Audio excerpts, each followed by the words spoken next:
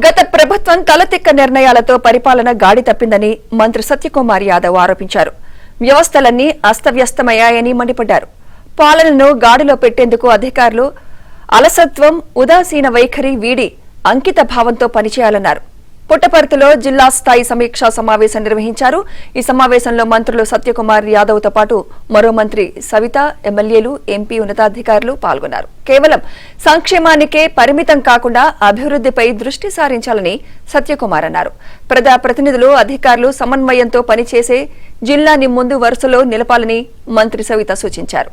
ప్రజల ఆశలు, అంచనాలు నెరవేర్చే దిశగా పరిపాలన కొనసాగాలన్నారు. ప్రభుత్వ లక్ష్యం ఏంటో నెత్తిన గూడు ఉండేలాగా, ప్రతి ఇంటికి మంచి నీళ్లు తాగడానికి నీరు ఉండేలాగా, ప్రతి రైతుకి సాగు చేసుకోవడానికి, ప్రతి పంటకు సాగు నీరు ఇచ్చేలాగా దృష్టి పెట్టాలి. వీటి మీద సాగునీటి ప్రాజెక్టుల మీద దృష్టి పెట్టాల్సి ఉంది. చిన్న చిన్న మౌలిక సదుపాయాల కల్పన మీద దృష్టి పెట్టాల్సి ఉంది. స్థూలంగా అందరి జీవితాల్లో అందరి వారిలో వెలుగులు నింపే ప్రయత్నం మనం చేయాల్సి ఉంది. దానికోసం ప్రభుత్వం వైపు నుంచి మీకు ఎటువంటి సహకారం కావాలంటే సహకారం ఉంటుంది.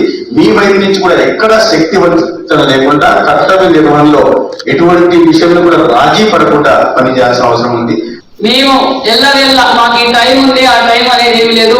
మీరు ఎల్లవెల్ల మేము సేవ చేయడానికి మేము సిద్ధంగా ఉన్నాం. ముఖ్యమంత్రి గారి దగ్గరికి మీరు ఏమైతే చెప్తారో, ఏదైతే ఈ జిల్లాకి అభివృద్ధి బాటలో తీసుకెళ్ళడానికి ఏం అవసరమో, సంపద సృష్టించాలి, సంక్షేమ పథకాలు చేయాలి. కాబట్టి దయచేసి ఇక్కడున్న అధికారులందరికీ నేను మరొకసారి విన్నపించేది ఒకటే, ప్రతి ఒక్కరం కలిసి చేయి కలిసి ఈ రాష్ట్రానికి 2 కాళ్ళు మీరు మేము.